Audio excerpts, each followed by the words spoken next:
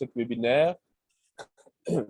Je suis Boubacar Bertrand Baldé, un amoureux de la décentralisation.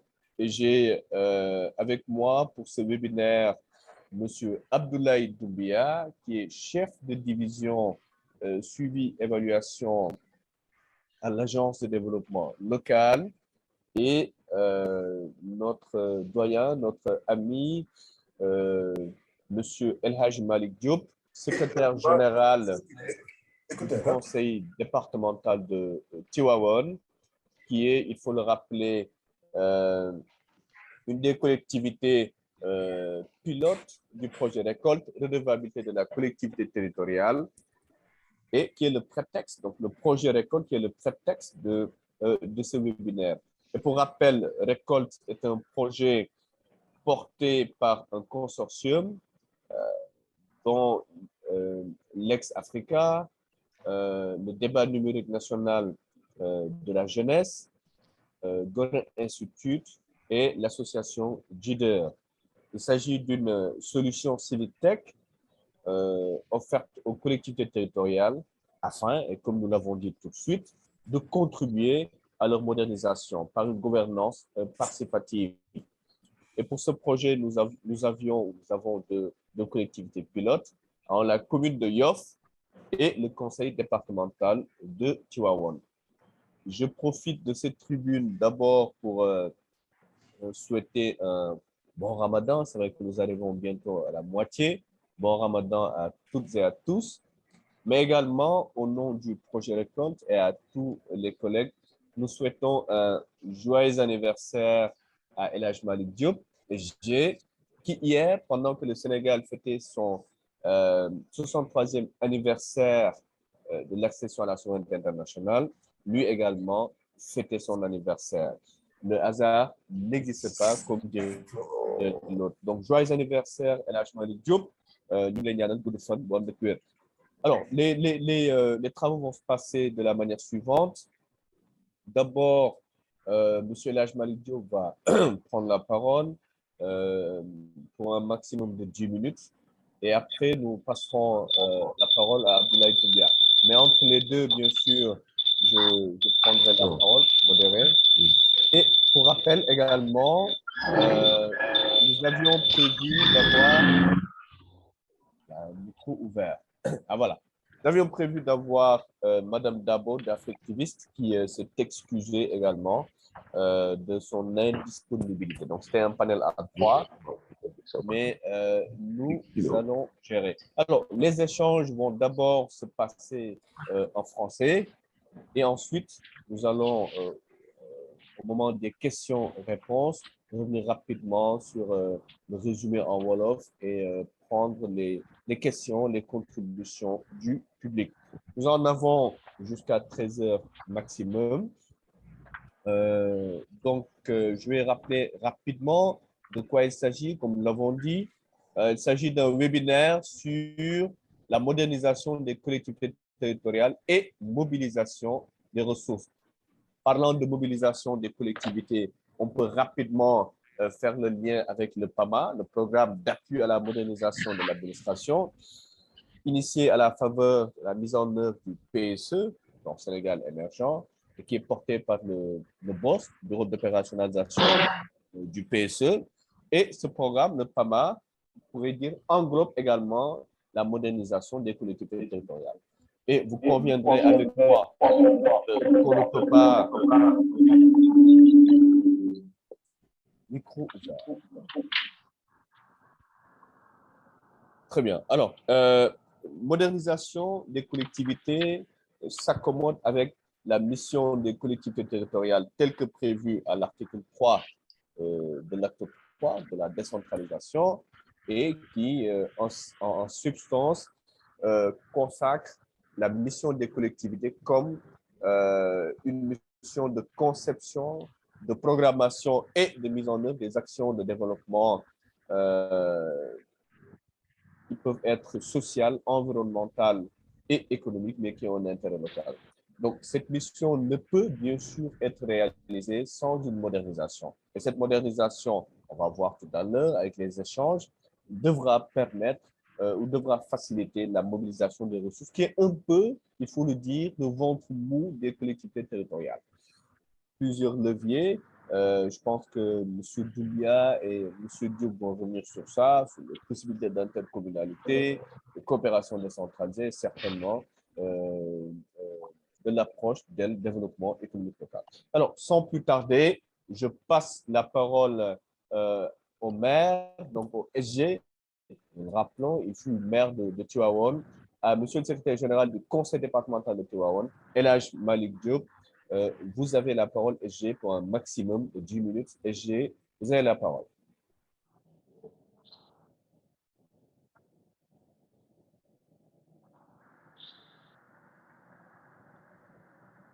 SG, El Hadj Malick Diop, vous m'entendez? Est-ce que El Hadj Malick Diop est avec nous?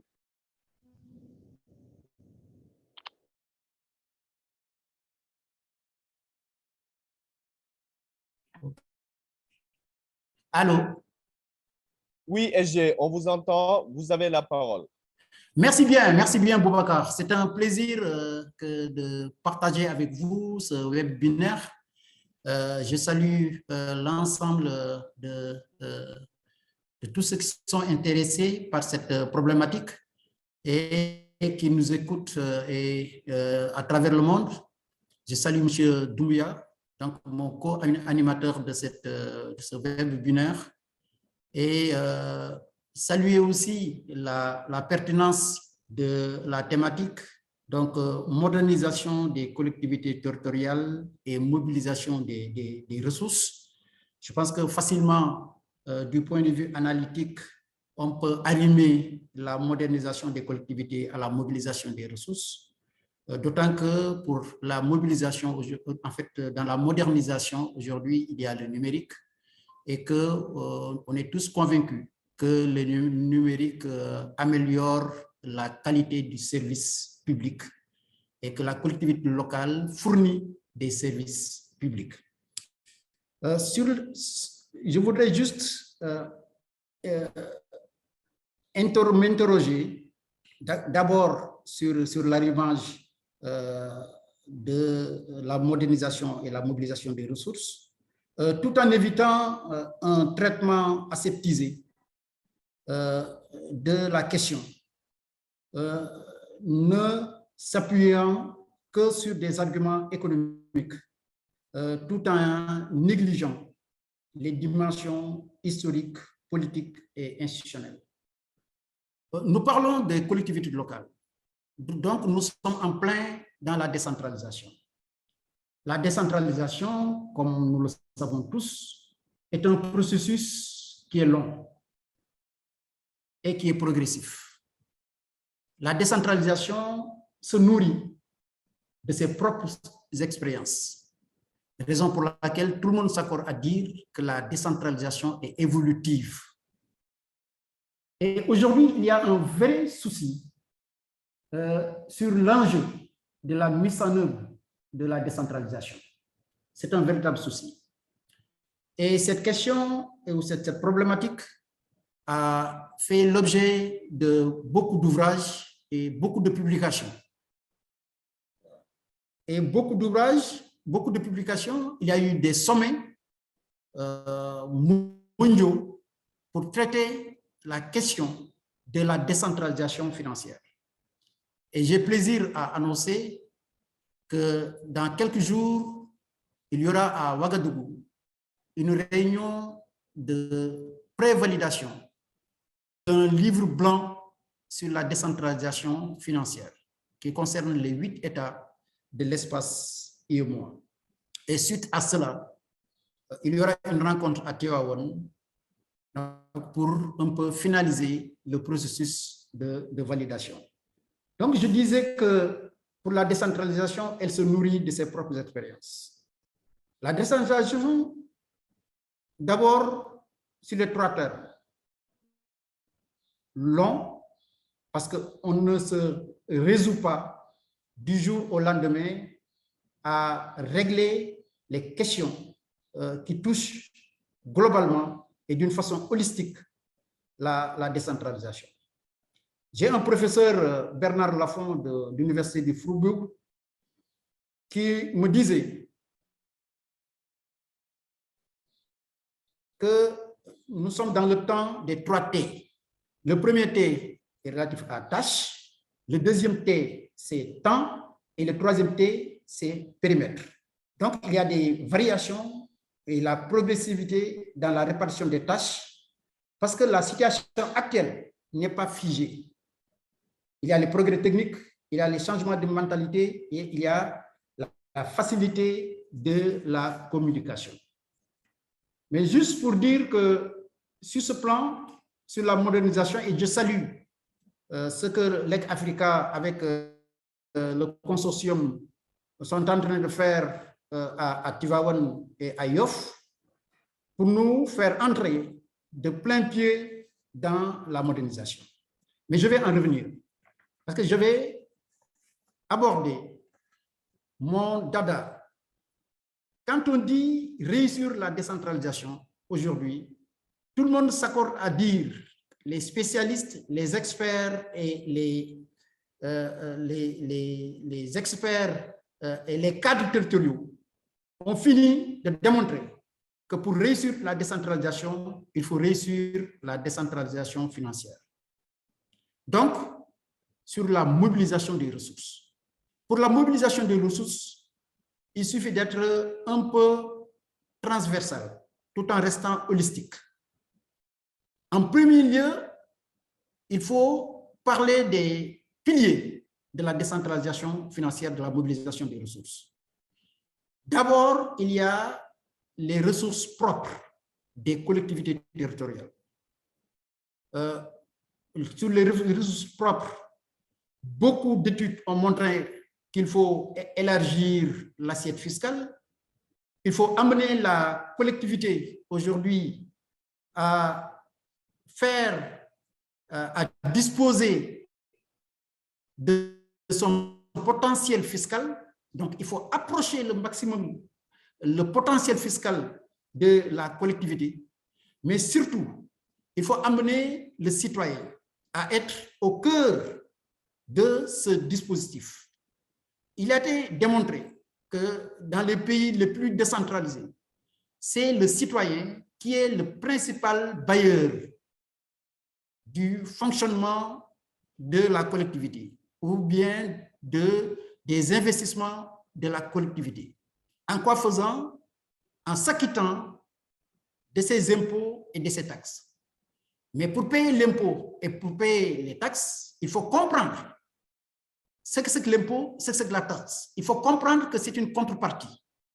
Et il faudrait que le citoyen soit rassuré, que le citoyen ait confiance, n'est-ce pas, aux collectivités, pour qu'en sachant qu'en payant la taxe, des services lui seront rendus et les services, d'une façon optimale, lui seront rendus.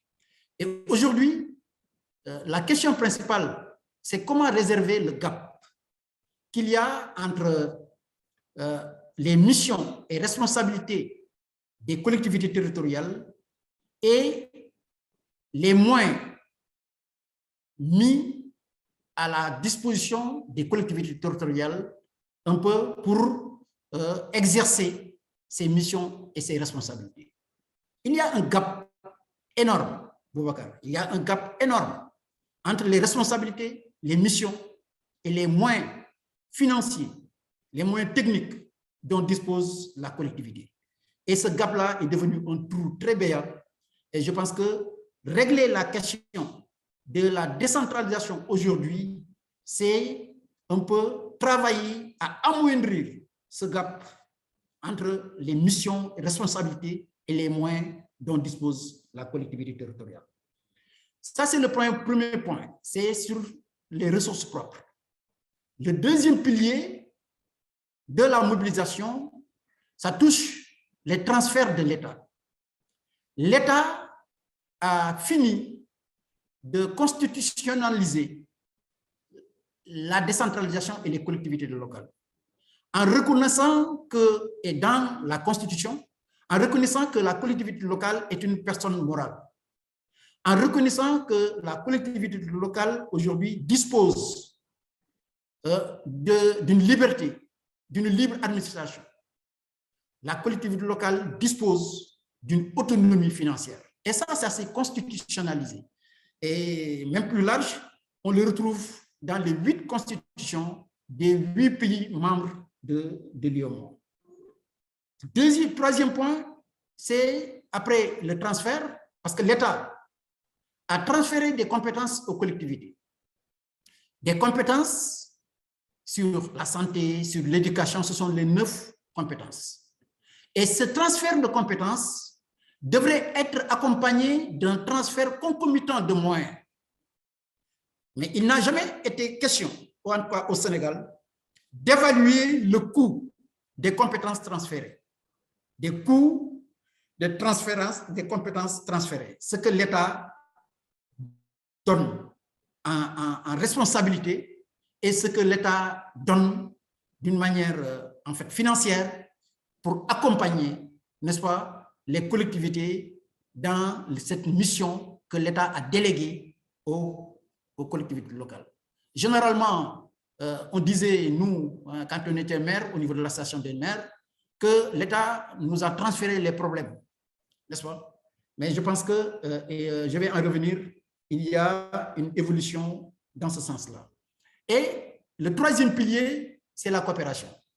C'est la coopération décentralisée, c'est la coopération transfrontalière, c'est la coopération, en fait, c'est le partenariat pour être un peu plus global. Donc, sur ce point-là, je pense que la discussion devrait tourner, à mon avis, sur tout cela. Mais aujourd'hui, il y a une évolution qu'il faut noter. La collectivité territoriale est devenue le miroir du gouvernement. C'est-à-dire que le citoyen, il apprécie l'État à travers les services rendus par la collectivité territoriale. Je pense que c'est un point qu'il faudrait noter et c'est sur la base d'une analyse que l'OCDE, n'est-ce pas, a faite à travers le monde et j'avais participé un peu à ce travail-là. En tant que président de la Commission économique et financière des collectivités territoriales au niveau de l'UEMOA. Mais aujourd'hui, les collectivités locales et territoriales représentent en termes de dépenses à moins 5% des dépenses publiques et à moins de 20% de l'investissement public. Nous notons à ce niveau qu'il y a un principe clair qui devrait amener l'État à lâcher du lest. C'est en appliquant le principe de la subsidiarité. On dit que l'acteur le plus proche et le plus apte exécute. En décentralisation, et ce qui fait un peu la qualité dans la mise en œuvre de la décentralisation, c'est un peu amener à ce que tous les acteurs territoriaux qui sont concernés se concertent. Donc, mettre en œuvre le principe de la subsidiarité, parce qu'aujourd'hui, il n'est plus question que les États viennent construire des salles de classe, viennent construire des dispensaires, viennent construire des infrastructures qui relèvent des collectivités territoriales. L'État doit s'occuper, n'est-ce pas, d'autres aspects plus macro et le niveau micro, le laisser aux collectivités territoriales, comme il en est question, et c'est ça la réussite de la décentralisation au Rwanda. Au Rwanda, il n'y a plus d'entreprises nationales. Les entreprises sont devenues locales, n'est-ce pas? Et il y a une incitation à amener les experts, dans tous les domaines, à aller vers le local. Il y a aujourd'hui, par exemple au Rwanda, il y a les experts, les chercheurs aujourd'hui migrent vers le local. parce qu'il y a des facilités et il y a des facteurs innovants que l'État a mis en place pour que tout se règle au niveau local. Donc aujourd'hui, à mon avis, il faudrait renforcer les capacités. Il faut considérer la collectivité comme une entreprise. C'est la raison pour laquelle les collectivités territoriales doivent passer à travers des agences de notation. Les agences de notation doivent accéder, n'est-ce pas, au budget déjà réalisé des collectivités locales. Parce que tant que ce passage-là n'est pas fait, qu'on reste dans notre clos-là, nous n'aurons pas accédé au marché de l'emprunt, au marché obligataire. Nous savons que les ressources propres ne suffisent pas, représentent 10% du fonctionnement des collectivités. L'État, pour accompagner ses compétences transférées, même s'il y a beaucoup d'efforts qui sont faits, au Sénégal, c'est 5,7% de la TVA qui sont répartis aux collectivités, affectés aux collectivités. Et sur ce point-là aussi, il y a des efforts à faire pour qu'on ait une visibilité dans la répartition des transferts de l'État vers les collectivités.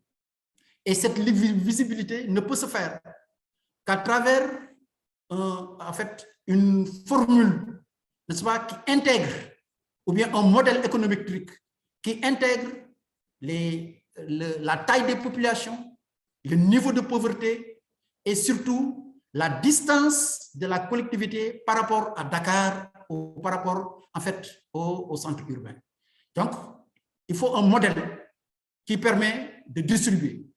Et ce modèle-là, les collectivités locales vont se l'approprier pour avoir une prévisibilité de ce qu'ils auront comme fonds de dotation, comme fonds de concours. Et ça, c'est un grand mystère. Il faut éviter que ça se fasse, la répartition se fasse sur la tête du client, comme on dit, n'est-ce pas? Et il y a dans des pays comme le Bénin, comme le Mali, comme le Burkina, n'est-ce pas? Ils ont un modèle économétrique qui permet de redistribuer égalitairement sur la base de critères sur lesquels tout le monde s'est accordé les transferts de l'État vers les collectivités. Maintenant, il faut accompagner dans tout ça les collectivités. Moi, je suis dans les collectivités depuis 2000. J'ai été maire de Tivaouane de 2002 à 2014, donc 2 mandats. Et je me suis retrouvé pendant 12 ans président de la commission économique et financière au niveau des collectivités. Donc, nous maîtrisons bien cette problématique.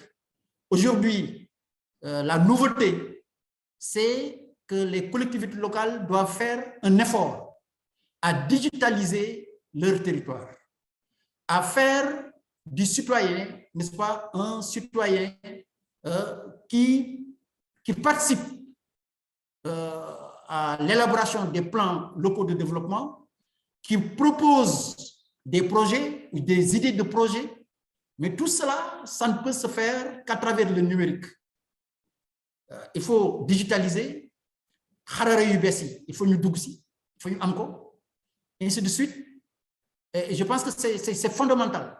Parce que tant que le citoyen est en marge du fonctionnement des collectivités, je pense que nous aurons beaucoup théorisé, mais nous n'accéderons pas, comme aujourd'hui le cas en Suisse, où c'est le pays le plus décentralisé, c'est le pays qui organise le plus de référendums, parce que n'importe qui d'entre eux, n'importe quel helvétique peut proposer un dimanche, n'est-ce pas, de faire un référendum, même au niveau local, par exemple sur l'enlèvement des ordures, sur la création d'emplois des jeunes.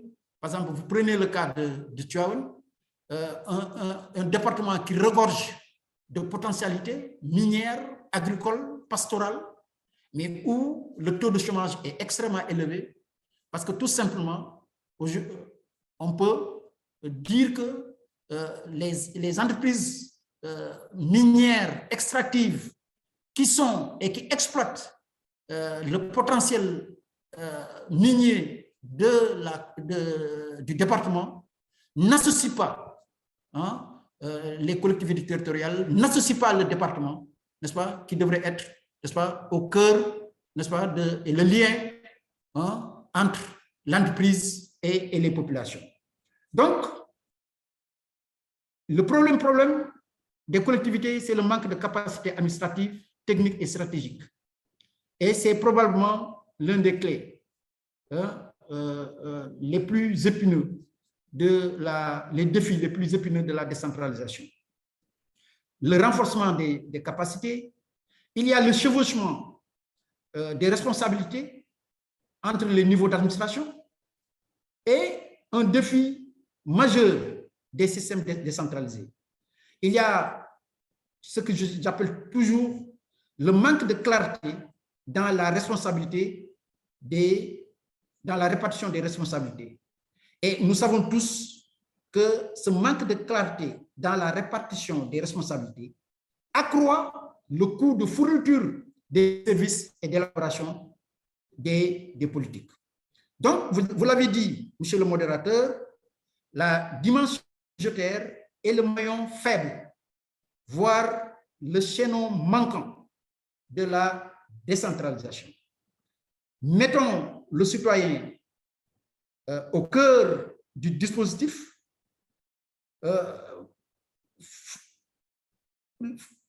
faisons-lui un accès facile à l'information et pour lui permettre de participer aux décisions. Je pense qu'aujourd'hui, le gap qu'il y a entre les responsabilités dévolues aux collectivités et les ressources des collectivités territoriales, comme je l'ai dit, mérite une réflexion des plus ardues, parce qu'aujourd'hui, il est dit que la collectivité territoriale ne fonctionne jamais mieux que lorsque le citoyen finance lui-même les services locaux par la redevance et l'impôt local, tout en appliquant le principe de subsidiarité, parce qu'à compétence égale, il faut une préférence locale. Donc, les entreprises, on ne peut pas aujourd'hui sortir l'entreprise, le secteur privé, du financement des collectivités locales. Le partenariat public-privé est là. C'est un mode de financement innovant où la collectivité locale, comme l'État, est devenue une entité contractante au même titre que l'État. Et dans le partenariat public-privé, il y a deux modes de financement. Un financement public relevant de l'État et un financement par les usagers. Financement par les usagers, c'est très simple à savoir. Quand vous empruntez l'autoroute à péage, vous payez. Si vous ne prenez pas l'autoroute à péage pour aller à Dakar et vous passez par Bargny, Rufisque sur la route nationale numéro, je ne sais plus combien, vous ne payez pas. Donc, c'est l'usager qui paye, n'est-ce pas, le coût de l'infrastructure. Et je pense que les collectivités locales devraient bénéficier de ce partenariat public-privé. L'État du Sénégal a fait une avancée extraordinaire en faisant de la collectivité une entité contractante qui a les mêmes responsabilités que l'État. Mais juste veiller à ce que ce qui est arrivé à la ville de Dakar, quand la ville de Dakar a fait un emprunt obligataire, et c'est là où je vais en terminer, essayer d'oublier, de passer outre l'État. Une collectivité locale ne peut pas et ne dispose pas d'un compte séquestre. C'est l'État, à travers le Trésor, qui est la seule banque des collectivités. Et je pense que là aussi, il y a une recherche à ce niveau-là qu'il faudrait approfondir. Est-ce que le Trésor ne devrait être uniquement la seule banque des collectivités locales? Parce que le Trésor a un principe de paiement n'est-ce pas, des services qu'on rend, ils ne payent que par service rendu. Alors qu'il y a des modalités de paiement, n'est-ce pas, ou d'acquisition d'une infrastructure. Soit vous le payez au comptant, soit vous le payez par mode anticipé, soit vous le payez à crédit, n'est-ce pas, ou vous le payez par anticipation. Donc, toutes ces modalités de paiement sont absentes dans le dispositif, n'est-ce pas, qui lie l'État à travers le Trésor, qui est l'unique et la seule banque des collectivités. Et là, c'est un point parce que c'est un point extrêmement important. C'est ce qu'on appelle la caisse unique ou l'unicité de caisse. Est-ce que cette unicité de caisse ne doit pas évoluer, n'est-ce pas, pour permettre à la collectivité locale de disposer d'une autonomie et d'une libre administration de sa collectivité. Voilà, pour ne pas épuiser, je suis passé plus de 10 minutes, n'est-ce pas, avec votre magnanimité, et je vous rends le micro. Merci. Merci, SG. Vous l'aviez dit en commençant, la décentralisation se nourrit de ces expériences. Et moi, je vous paraphrase pour dire que ce webinaire se nourrit également de vos expériences. Alors, merci, Monsieur le maire, Monsieur le SG également. Vous êtes principalement revenu sur plusieurs points. Et en résumé, vous avez d'abord mis l'accent sur les ressources propres des collectivités territoriales, leur importance, mais leur faiblesse. Leur faiblesse arrimée à l'insuffisance de la participation citoyenne. Et je vous remercie parce que vous avez mis le link avec le cœur du projet Récolte, donc le citoyen au cœur de la gouvernance des collectivités. Je vous reprends, vous disiez que le citoyen est maintenant considéré d'ailleurs même comme le principal bailleur de cette collectivité. Mais comment le citoyen peut-il l'être s'il n'y a pas ce que moi je peux appeler une éducation à la fiscalité locale? Le second point sur lequel vous avez énormément insisté, c'est le transfert des fonds. Transfert de compétences, transfert de fonds, et il faut le rappeler ici, c'est à la faveur de la loi de 96, donc l'acte 2 de la décentralisation, la 9606 et 9607, qu'il y a eu transfert de compétences et transfert de fonds de la part de l'État. Vous avez mis l'accent sur l'insuffisance, mais il faut également relever que depuis quelques années, il y a quand même une petite évolution.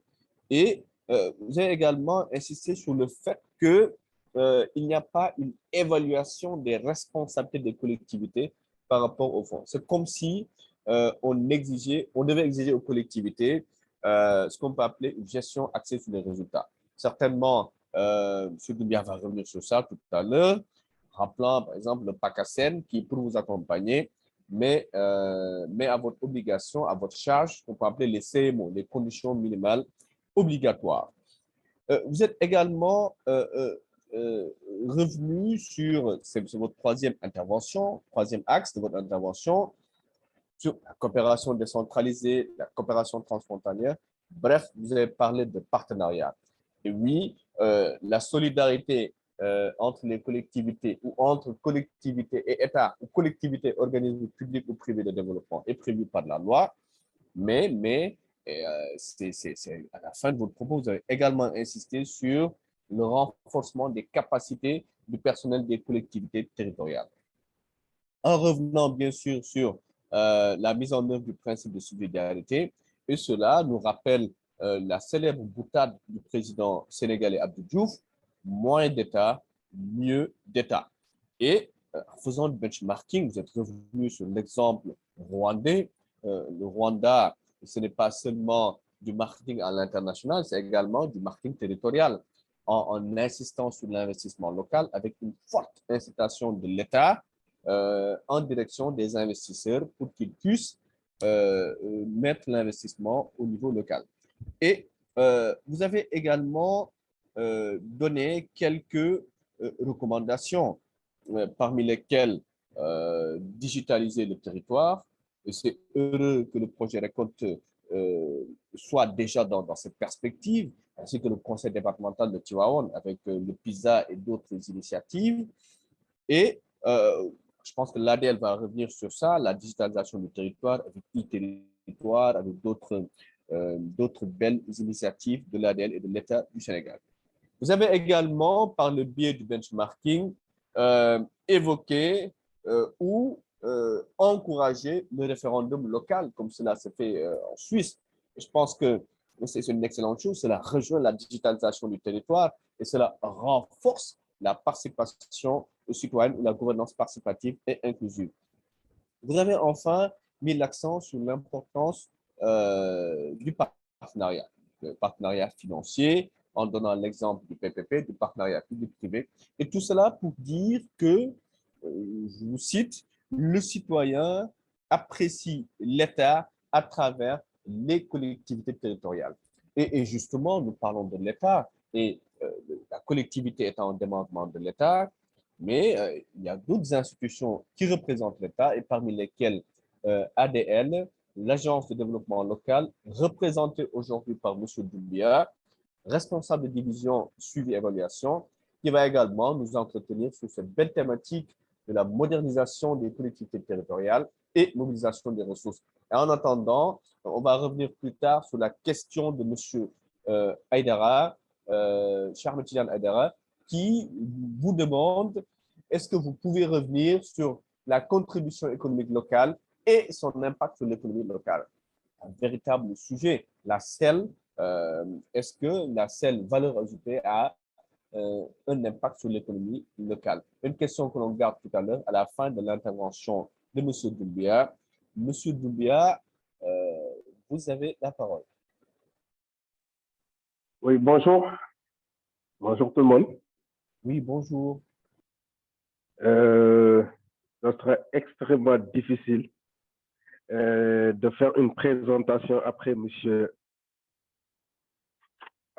Diop par rapport à la clarté, à son expérience, par rapport à la gestion des collectivités territoriales. Et on va essayer de tout faire pour essayer de gérer cet exercice en fait. En fait, le thème qui nous réunit aujourd'hui est un thème extrêmement important qui parle de modernisation des collectivités territoriales et mobilisation des ressources. Je pense qu'aujourd'hui, allô, vous m'entendez? Allô? Oui, oui, oui, M. Doumbia. On C'est bon? Oui, c'est bon, on vous entend. Exactement. Merci. Oui, merci. Je vais structurer mon intervention sur 2 points. Premièrement, la modernisation des collectivités territoriales. Quels sont les outils ou bien l'outil que l'Agence de développement local va mettre en place pour essayer de moderniser les collectivités territoriales? Et en plus, on va essayer de parler de la mobilisation des ressources de manière globale. Tout à l'heure, M. Malik Diop, secrétaire général de Tiwan, a parlé d'une chose extrêmement importante, comment essayer de digitaliser les territoires, parce que ça, c'est une solution. Aujourd'hui, nous, on a l'habitude de dire que le Sénégal, c'est la somme des collectivités territoriales. Et pour que le Sénégal se développe, il faut nécessairement que les collectivités territoriales se développent. Le développement du Sénégal doit se passer au niveau des collectivités territoriales pour aller en haut. Et pour cela, nous ne pouvons pas occulter la dimension du numérique dans ce processus de développement, ou bien pour accélérer même le développement des collectivités territoriales par rapport à la modernisation des collectivités. Les collectivités territoriales du Sénégal ne doivent pas être en reste par rapport à cette modernisation. C'est pour cela, l'Agence de développement local a initié depuis 2 ans un programme qu'on intitule le e-territoire, qui est une solution pour la modernisation des collectivités territoriales. Nous l'avons structuré comme tel que le numérique sera un véritable levier de développement des territoires. Quand l'Agence de développement local a initié cet important programme, avec notamment en charge avec le PNUD, le ministère de l'économie numérique, avec le programme PACNAM, qui est le programme d'appui à la gouvernance numérique, avec l'appui du PNUD, comme je l'ai dit tantôt, nous avons élaboré un schéma directeur pour opérationnaliser ce programme e-territoire pour essayer de moderniser les collectivités territoriales. Et ce schéma directeur a été validé par l'ensemble des acteurs parce que nous voulons une inclusion de tous les acteurs et aussi de la décentralisation que du numérique qui parce que nous pensons que nous devons mettre l'innovation et le numérique au service des administrations et des territoires. Parce que ce qui manquait au niveau des collectivités territoriales, l'innovation et améliorer la qualité des administrations au niveau des territoires. Parce que quand l'administration centrale épouse la modernité, il n'est pas question que les collectivités territoriales soient en reste. C'est pour ça que l'Agence de développement local, à travers le programme e-territoire, répond à cette problématique. Nous avons élaboré ce qu'on appelle le schéma directeur, comme je l'ai dit tantôt, pour opérationnaliser le programme e-territoire. Le schéma numérique, le schéma directeur du programme e-territoire vise 4 grands objectifs globalement. Parce que pour comprendre le programme, il faut nécessairement faire une déclinaison du schéma directeur, une brève présentation du schéma directeur, qui vise 4 grands objectifs. Utiliser le numérique pour moderniser le fonctionnement des collectivités territoriales et aussi faciliter l'accès aux services publics. Deuxième objectif, faire du numérique un levier pour atteindre les objectifs de développement durable dans les territoires. Troisième objectif, accompagner l'inclusion numérique dans les territoires. Parce qu'on a noté au niveau des collectivités territoriales, il y a un gap entre les différentes collectivités territoriales. Nous voulons résorber ce gap, que le numérique ne soit pas, je dirais, un luxe, mais un outil nécessaire pour le développement des collectivités territoriales. Et comme quatrième objectif, nous avons fait émerger et initialiser les projets sur 3 communes pilotes, que ce soit les Bargny, Morolan et Sandiara. Tout à l'heure, M. Diop parlait du plan de développement communal. Nous allons plus loin avec le numérique. Nous parlons aujourd'hui de plans numériques locaux qu'on a essayé de tester avec ces 3 communes pilotes, qui est Morolan, Sandiara et Bargny. Aujourd'hui, les 3 axes retenus, le schéma directeur est validé par l'ensemble des acteurs, je l'ai dit tantôt. Les 3 axes retenus. Le premier axe, c'est accompagner la transition numérique. Les acteurs territoriaux sénégalais, ne disposent pas de moyens nécessaires pour mettre en place des projets numériques à fort impact sur le territoire. Ça, c'est un problème majeur au niveau de nos collectivités territoriales. Parce que nous avons fait un diagnostic. Comme l'Agence de développement local a pour mission d'accompagner les collectivités territoriales dans le développement, nous avons réfléchi et nous avons senti que les collectivités territoriales ne disposent pas assez de moyens pour amorcer le virage numérique à fort impact au niveau des collectivités territoriales. C'est pour cela que cet axe stratégique vise à répondre à 4 objectifs majeurs. Assurer l'équipement nécessaire pour les collectivités territoriales. Aujourd'hui, nous savons tous que les équipements pour amorcer le virage ou bien le passage de l'analogie au numérique au niveau des collectivités territoriales reste un grand problème. Nous allons assurer à travers ce programme l'équipement nécessaire pour les collectivités territoriales. Et aussi, faciliter et encourager le développement des solutions de gestion. Mais la chose la plus importante par rapport à ce projet, c'est de faciliter les échanges entre la collectivité et les citoyens. Tantôt, M. Diop l'a dit, nous devons mettre le citoyen au cœur de nos préoccupations de développement au niveau des collectivités territoriales. Parce que tout ce que nous faisons au niveau des collectivités territoriales, c'est pour les citoyens. Il faut que les citoyens s'impliquent, non pas après les projets déjà réalisés, mais en amont par rapport à la réflexion du processus, suivi le processus, etc., jusqu'à la réalisation, même du suivi et évaluation de tous les projets, programmes au niveau des collectivités territoriales. Cela nous semble extrêmement important au niveau de l'Agence de développement local. Deuxième axe par rapport à ce schéma directeur, c'est renforcer les capacités dans le domaine du digital.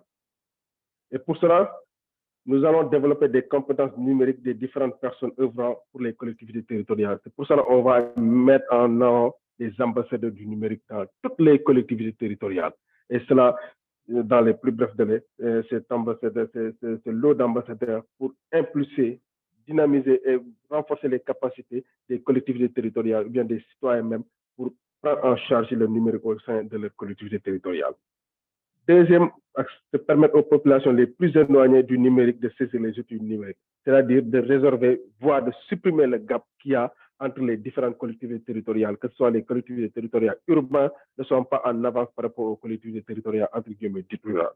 Ça nous semble extrêmement important. Et faciliter le partage des bonnes pratiques et aussi l'accroissement du développement à travers le numérique, etc. Je pense qu'entre autres, ce sont les premiers jets que nous avons pour essayer de moderniser le programme, d'apporter notre contribution par rapport à la modernisation des collectivités territoriales. Et je pense que nous allons revenir dans les plus brefs délais ou bien dans les détails à travers les discussions. Mais c'est pour ne pas monopoliser la parole ou pour rester dans les temps. La deuxième chose, ce sont les ressources des collectivités territoriales, la mobilisation des ressources. Ça, c'est un point extrêmement important. Vous savez, quand le président de la République a lancé l'acte 3 de la décentralisation à notre niveau, c'était en deux phases. La première phase, mettre en place l'architecture juridique. Et la deuxième phase, c'est la phase économique et la phase financière. La première phase, on a lancé l'architecture juridique au niveau des collectivités territoriales, mais il nous reste la deuxième phase qui nous semble la phase la plus importante. Parce qu'aujourd'hui, l'État a transféré 9 domaines de compétences aux collectivités territoriales. Mais est-ce que les fonds transférés aux collectivités territoriales peuvent prendre en charge les 9 domaines de compétences transférés pour prendre en charge le développement des collectivités territoriales? Il y a un débat qui se pose. Les gens disent que les ressources ne sont pas encore suffisantes. Mais aujourd'hui, les ressources sont illimitées et les ressources sont limitées et les besoins sont illimités. Mais dans ce cadre, l'État est en train de faire énormément d'efforts. Pour preuve, par exemple, les fonds de dotation est passé de 29,32 milliards en 2012 à environ 65 milliards en 2022, soit une augmentation de 35,28 milliards en francs CFA en valeur absolue et 120% en valeur relative. Donc, l'État est en train de faire un effort extrêmement important pour permettre aux collectivités territoriales de prendre en charge le développement à travers les fonds de dotation. Et je suis parfaitement d'accord aujourd'hui par rapport à M. Diop. L'État transfère des fonds. Mais est-ce qu'il y a des résultats qu'on met derrière chaque collectivité territoriale? Comment ces ressources sont utilisées? De prendre en charge les priorités des populations, oui ou non? Pour cela, nous, l'Agence de développement local, nous avons en charge ce qu'on appelle le suivi des fonds, le suivi des fonds transférés par l'État. Aujourd'hui, à travers, au-delà même de voir comment les fonds sont utilisés, mais comment essayer de mettre derrière la notion de résultat. C'est-à-dire aujourd'hui, les collectivités territoriales doivent intégrer dans le cadre de développement la notion de gestion axée sur les résultats pour qu'au moins que les fonds qui sont destinés aux collectivités territoriales soient utilisés d'une manière efficace et efficiente. Et que si une collectivité ou bien des collectivités territoriales répondent aux exigences de gestion axée sur les résultats, qu'on puisse augmenter leur fonds de dotation pour leur permettre de bien prendre en charge leur développement. Ça, c'est le premier aspect. Aussi, deuxième aspect par rapport aux ressources, il y a ce qu'on appelle, M. Diop est revenu tout à l'heure sur ça, mais comment aussi les collectivités territoriales, à leur niveau, doivent essayer de développer une ingéniosité à travers la coopération décentralisée, les partenariats, etc., de pouvoir de structurer même des projets et programmes pour faire des appels d'offres au niveau régional, sous-régional et international, pour prendre en charge leur développement. Parce qu'il y a une certaine libre administration des collectivités territoriales, que c'est une loi que l'État même a conférée aux collectivités territoriales. Aujourd'hui, cette plénitude, la collectivité territoriale doit prendre en charge la plénitude de son développement. Et aussi, pour rappeler ce que M. Diop aussi a dit, parce que beaucoup de gens font cette confusion. En fait, la collectivité territoriale, c'est un démembrement de l'État. On ne peut pas dire d'un côté, il y a l'État et la collectivité territoriale. Non. L'État a laissé ou bien a transféré certaines de ses compétences aux collectivités territoriales. Mais on ne peut pas avoir d'un côté l'État et de l'autre côté les collectivités territoriales. Il nous faut une interaction à travers ces deux institutions, en fait. Si je peux m'exprimer ainsi. L'autre aspect qui me paraît fondamental pour prendre en charge aussi, ou bien maximiser les ressources, c'est l'intercommunalité. Aujourd'hui, chaque collectivité territoriale veut aller seule dans son coin pour amorcer le développement. Moi, nous pensons qu'il faut aller vers l'intercommunalité de projets. 6, 3, 4, 5 collectivités territoriales qui partagent un même espace et même les mêmes intérêts. Ils peuvent ensemble avoir un projet, un grand projet qui prendra en charge ces différents types de collectivités territoriales pour maximiser même les ressources et essayer d'avoir plus de poids en termes de ressources financières. Je pense que ça me semble extrêmement important. Comment essayer d'avoir des pôles ou bien de nouer des intercommunalités, de projets au niveau des collectivités territoriales. Ça, c'est une réflexion majeure qu'il faut davantage permettre aux collectivités territoriales d'aller dans ce sens. Je pense que cela me semble extrêmement important. Et aussi, la clarté des responsabilités. Monsieur Diop, vous avez parfaitement raison. Aujourd'hui, qui est responsable de quoi et de qui? Aujourd'hui, la notion de responsabilité doit incomber à chaque collectivité territoriale de prendre en charge carrément les domaines de compétences transférés et aussi mettre le citoyen ou bien le développement au cœur de ces préoccupations ou bien de sa stratégie. Je pense que tous ces aspects, en termes de réflexion, soumettant ça, on peut avoir bel et bien des collectivités territoriales viables, porteurs de projets et porteurs de développement durable. C'est ce que j'avais à dire pour le moment et je vous remercie pour votre aimable attention. Merci beaucoup. Merci infiniment, Monsieur Doumbia, pour la clarté, la précision et la concision de vos propos. Je vais commencer par là où vous avez fini vos propos, à savoir rappeler l'objectif de l'acte 3 de la décentralisation, qui est de faire ou d'organiser le Sénégal en territoire viable, compétitif et porteur de développement durable. Bien sûr, la viabilité ici s'entend d'une viabilité financière, ainsi que la compétitivité qui a une connotation fortement économique. Alors, vous, Monsieur Doumbia, vous êtes revenu, votre intervention a principalement porté sur deux axes. Le premier axe, c'est les outils ou l'outil de l'ADL, l'innovation et territoire. Et le deuxième axe, c'est les stratégies de mobilisation des ressources des collectivités. Alors, vous êtes largement revenu sur l'importance du numérique avec le slogan « Numérique comme véritable levier du développement », en insistant sur le fait qu'il y a déjà un schéma directeur pour l'opérationnalisation de ce projet e-territoire et qui est fait par l'État du Sénégal avec ses partenaires, je peux citer le PNUD. Il s'agit en réalité pour vous, pour l'ADL, pour l'État du Sénégal globalement, d'accompagner l'inclusion numérique des collectivités territoriales.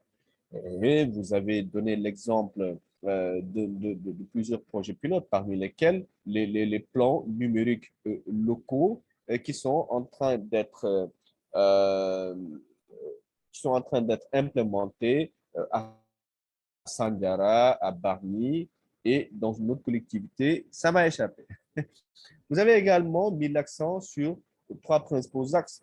On peut rapidement revenir sur l'essentiel de ces trois principaux axes. C'est, comme nous l'avions dit, c'est d'accompagner l'inclusion numérique, mais la transition numérique, et particulièrement en renforçant les capacités des collectivités territoriales, les collectivités, les personnels, donc les parties prenantes des collectivités territoriales. Dans vos propos, comme dans ceux de El Hadj Malick Diop, on sent que de plus en plus, nous sommes dans l'ère de la gouvernance territoriale, on l'a dit, dans l'ère du cadre multipartenarial. Et pourquoi, dans vos propos, vous avez insisté sur votre innovation également, l'ambassadeur du numérique. Et d'autre part, en parlant de stratégie de mobilisation des ressources, je sous-titre, vous avez mis l'accent sur l'existence d'un cadre juridique et institutionnel des collectivités territoriales, en rappelant le principe de libre administration des collectivités territoriales qui, je le signale, est un principe à valeur constitutionnelle. D'ailleurs, la réforme constitutionnelle de 2016 l'a encore consacrée, l'a consacrée à nouveau, mais l'a renforcée en mettant l'accent sur la participation citoyenne. Vous avez également, sur cette partie de mobilisation des ressources, vous avez mis en exergue l'évolution des transferts de fonds, fonds de décentralisation, fonds de la décentralisation, donc de l'État vers les collectivités. Vous avez donné des chiffres. Nous sommes passés de 29 milliards en 2012 à 65 milliards actuellement. Donc, une très forte évolution. Mais vous avez rejoint les propos de El Hadj Malick Diop sur la culture du résultat. Si nous voulons des collectivités performantes, des collectivités compétitives, il nous faut des collectivités qui travaillent sur la base de résultats à atteindre. Et dans ça, vous avez dit que la deuxième partie de la mobilisation des ressources, c'est l'idée d'une décentralisation financière. Et c'est tout le sens de l'acte 3, donc la phase 1 de l'acte 3 de la décentralisation, qui dépasse le cadre, qui dépasse plutôt la décentralisation juridique et qui met l'accent sur la décentralisation financière. Vous avez donné plusieurs exemples de stratégies de mobilisation de ressources, parmi lesquelles l'intercommunalité de projets. L'intercommunalité, il faut le rappeler, est une solidarité entre collectivités territoriales. La loi en prévoit plusieurs. Il y a l'intercommunalité, il y a également la coopération décentralisée qui se fait à l'extérieur du territoire national. Mais l'intercommunalité se fait à l'intérieur d'un territoire national avec des collectivités géographiquement proches et qui peuvent aller en solidarité, mais bien sûr dans le cadre d'un ou de plusieurs domaines de compétences transférés sous le regard de l'État dans ce qu'on appelle le contrôle de l'égalité. Globalement, donc, vous êtes revenu sur ces aspects-là. Un, sur e-territoire et ensuite sur la stratégie de mobilisation des ressources. Donc, merci. Je vais passer rapidement la parole à... il y a une question également de Cheikh Mtidiane Aïdara qui avait posé la question sur l'importance de la contribution économique locale, la CEL, et son impact sur l'économie locale. Et il revient pour nous dire, est-ce que la fonction publique locale ne serait pas un des éléments clés pour accompagner le principe de libre administration? Mais avant lui, bien sûr, nous avions vu une main, deux mains, il y a M. Samba Sen et M. Aliou Kandi. Donc, si M. Samba Sen est prêt, il a la parole pour 2 minutes pour son intervention. M. Samba Sen, vous êtes avec nous, M. Samba Sen? Allô, Monsieur Bertrand, Boubacar Bertrand. Oui, oui, bien sûr, M. Sen. Oui, allô, oui, non, Bertrand, c'est Doumbia. Ah oui, Doumbia. Oui, Doumbia. Oui, excusez-moi, il y a M. Kandi qui est le directeur de la promotion du développement territorial. Je pense qui est en ligne de l'agence de développement local. Après, je pense qu'il faut lui donner la parole, essayer de lui donner la parole pour qu'il complète mon intervention, en fait.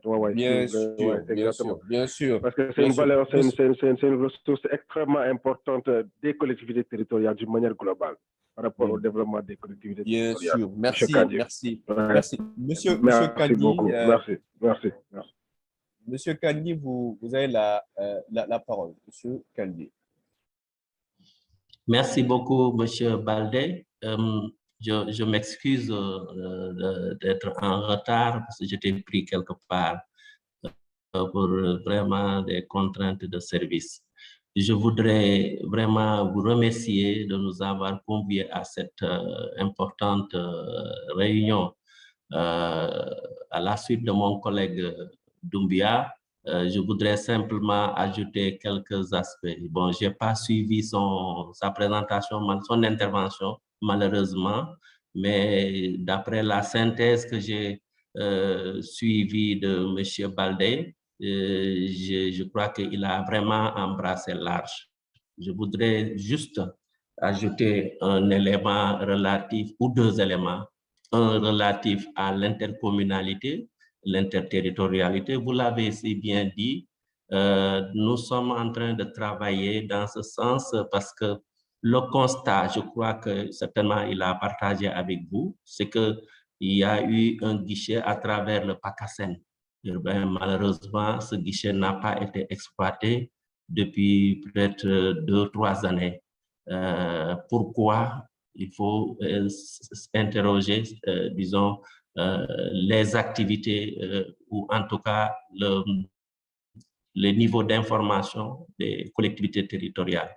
Nous avons essayé de comprendre le pourquoi et nous avons vu effectivement que certes, il y a les guichets existent, mais les collectivités n'ont pas souvent l'information, les différents mécanismes qui permettent à ces collectivités d'accéder à ces guichets. Ça, c'est un élément. L'autre élément, certainement, est relatif un peu aux critères ou de performance qui ont été identifiés, partagés.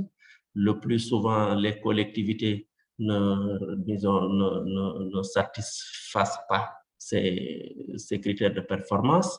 Donc, il y a deux actions importantes, à notre avis, qu'il faut, disons, explorer. Nous sommes en train pour cela, nous sommes en train de travailler sur un guide vraiment simplifié pour permettre à toutes les collectivités territoriales, que ce soit la commune ou le département, d'avoir une lisibilité sur quoi faire, comment le faire pour accéder à ce guichet. Nous avions, il y a de cela quelques années, réalisé une étude importante sur la capitalisation des expériences d'intercommunalité à travers le Sénégal. Nous avons pour cela identifié les meilleures pratiques et nous avons dégagé des recommandations. Aujourd'hui, nous sommes dit qu'il faut peut-être utiliser un outil qui permet aux collectivités de mieux s'informer, d'avoir la bonne information, pour se préparer, pour accéder à ce guichet-là. Ça, c'est un élément sur lequel nous sommes en train de travailler présentement. L'autre élément est pour nous capital, vous l'avez abordé, l'intercommunalité des projets, programmes, parce que nous avons des initiatives ça et là, mais le plus souvent, c'était des idées ou des initiatives qui proviennent de l'État central. Aujourd'hui, les collectivités identifient des problématiques communes, ou en tout cas des besoins communs. Comment faire pour gérer cela? Nous les appuyons à mieux formuler les demandes et à les accompagner pour accéder aux ressources d'intercommunalité. Donc ça, c'est les éléments que je voulais ajouter par rapport au volet intercommunal. Maintenant, j'en viens au niveau du numérique, le territoire, c'est-à-dire la modernisation des collectivités, mais en même temps qui est un levier de mobilisation de ressources. Nous avons réalisé, comme il l'a dit, en collaboration avec le ministère de l'économie, en charge de l'économie numérique et le programme des Nations Unies pour le développement. Nous avons réalisé le schéma directeur national numérique des territoires. Nous avons un programme qui s'appelle e-territoire, dans lequel ce volet qui est vraiment important, c'était le schéma directeur. Nous avons, pour opérationnaliser des éléments de ce schéma directeur, travaillé sur l'outil de planification intégrant la dimension numérique. C'est comme il l'a dit, au niveau de 3 communes, c'est Barigny, Sandiara et Morolan. Donc, nous l'avons fait avec le PNUD. Aujourd'hui, nous sommes en train de capitaliser cette expérience pour pouvoir passer à l'échelle. Nous sommes en train de voir un peu comment accompagner ces collectivités en termes d'équipement. Mais les équipements, c'est du matériel informatique, bien entendu, des outils de connexion, mais il faut vraiment essayer de valoriser ces outils-là. Et nous sommes en train de travailler sur des projets. Et il y a un projet présentement qui consiste à accompagner les collectivités à, disons, prendre en charge les questions culturelles tout en se projetant vers l'ouverture vers le monde. Nous avons ce projet qui est intitulé Case numérique, un projet intitulé Case numérique. Mais dans ces cases numériques, l'idée, comme je l'ai dit tout de suite, c'est comment promouvoir la culture dans les territoires, la culture, le patrimoine culturel des territoires. Comment les promouvoir donc s'enraciner, mais aussi assurer une ouverture vers l'extérieur à travers des applis métiers, des applications métiers. Et nous avons, avec deux structures du privé national, travaillé sur ces questions. Et aujourd'hui, avec le PNUD toujours et le ministère en charge de l'économie numérique, nous sommes en train d'examiner ces projets-là pour voir comment même l'élargir au niveau d'une trentaine de collectivités territoriales comme phase pilote. Donc ça, c'est un élément important parce que, voyez-vous, nous intégrons dans ce projet aussi l'aspect marketing territorial. On parle de la mobilisation des ressources, mais à travers ce projet, nous allons ouvrir une fenêtre pour montrer un peu les ressources et potentialités des collectivités qui seront, disons, ciblées. Voilà un peu quelques éléments que je voulais ajouter. Je ne veux pas trop monopoliser la parole, mais nous sommes en train aussi c'est de la réflexion très avancée sur travailler sur un indice. Parce que pour des questions de performance, nous avons, à travers l'Observatoire national de la décentralisation et du développement local, travaillé sur beaucoup de secteurs avec des indicateurs qui sont aujourd'hui renseignés, et nous continuons à travailler sur ces indicateurs-là. Il est question maintenant d'identifier à travers l'ensemble des indicateurs que nous sommes en train de suivre, quels sont les plus pertinents, sur quels indicateurs devrons nous appesantir pour construire ce qu'on appelle indice développement local. L'indice développement local là, prendrait en charge un indice de gouvernance administrative, indice de gouvernance financière, etc. Parce que nous sommes en train de travailler sur cela, parce que nous avons fourni les premiers rapports, disons, de suivi et évaluation des ressources des collectivités territoriales dans la zone pilote du pôle Casamance. Donc, sur disons, 122 collectivités territoriales des 3 régions du Sud. Voilà un peu ce que je voulais ajouter. Bon, tout en encore une fois, vous vraiment remercier au nom de Monsieur le directeur général de l'Agence de développement local, M. Abdoulaye Ndaw, au nom de mon collègue Babacar Thiam, qui a en charge aujourd'hui la direction des systèmes d'information et de l'Observatoire, et Abdoulaye Doumbia, qui est le responsable de la division suivi et évaluation de l'agence. Merci beaucoup, M. Baldé. Je m'excuse d'avoir été très long. J'en profite pour dire bonjour à M. El Hadj Malick Diop. Je lui dois quelque chose et il saura de quoi je parle. Merci beaucoup. Merci, Monsieur Kandji. Wolof yi nee nañ lu am rafet su amuloon ñaaw. Pour bañ a yàq kóoru njóobeen ni roof yàqul jën, comme on dit. Voilà. Donc, avant de passer la parole à El Hadj Malick et Abdoulaye, merci infiniment à Monsieur Kandji pour cette intervention de haute facture qui est revenue sur le travail colossal de l'ADL. C'est vrai que l'ADL est en train de faire un excellent travail dans l'accompagnement et dans l'appui conseil aux collectivités territoriales. M. Kandji est largement revenu sur l'importance du PACASEN, et sauf erreur ou omission de ma part, je pense que maintenant on a 2 PACASEN. On avait le PACASEN en mode agglomération, donc programme d'accompagnement des collectivités et agglomérations du Sénégal. Il y a maintenant le PACASEN rural, si je ne me trompe pas. Alors, il a insisté sur le fait que beaucoup de collectivités ne satisfont pas aux critères de performance. Donc, je pense que ce sont les fameuses CMO également. Et il a relevé un projet très important, le projet CASE numérique, qui a dans son cœur de promouvoir la culture dans les territoires. Et pour rappel, la culture est une des compétences transférées aux collectivités territoriales.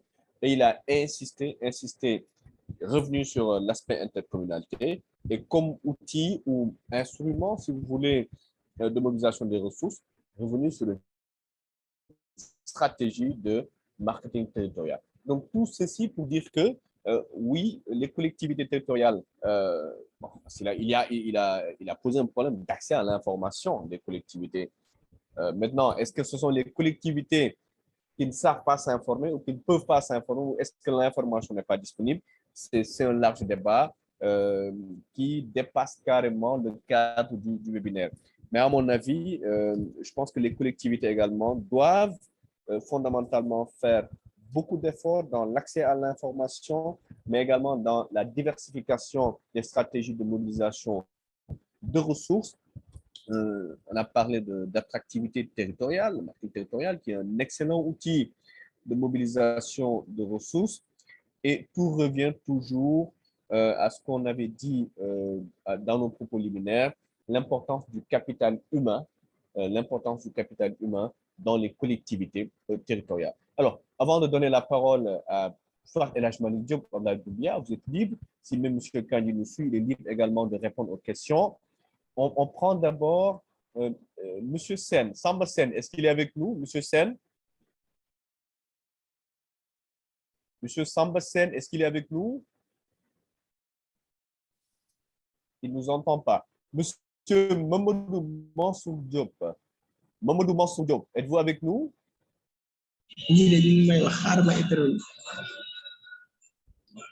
Mansour Diop, ba nekk on di def yëfi Diop nag Mansour.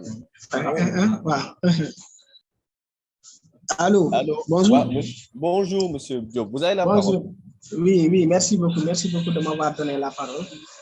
Voilà, je passe mes respectueuses salutations à toutes et à tous, et plus particulièrement au docteur M. Malick Diop. Voilà, certainement, il va me reconnaître. Et on a eu à passer le gamme, c'est lui, vraiment, et qui est un modèle pour nous jeunes, vraiment, qui s'active dans le domaine du développement des collectivités territoriales. Et on se réjouit également de votre présentation, mais également de M. Bia en tout, voilà, qui ont vraiment développé, qui ont fait de brillantes présentations dans le sens d'une meilleure compréhension de la modernisation des collectivités territoriales, mais également sur la mobilisation des ressources. Je voulais juste apporter quelques interventions sur ce que le Dr Malick parlait concernant la participation citoyenne.